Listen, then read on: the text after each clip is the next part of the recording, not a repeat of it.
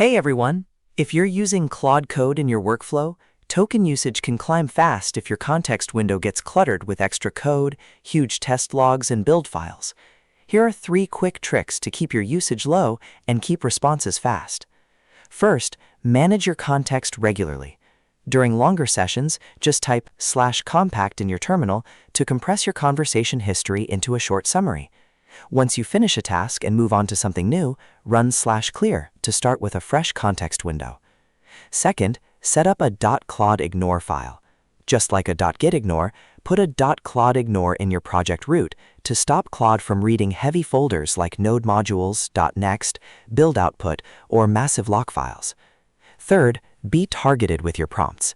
Instead of having Claude scan an entire codebase or run full test suites that dump hundreds of log lines into terminal output, point it directly to specific file paths or line numbers and run individual test files.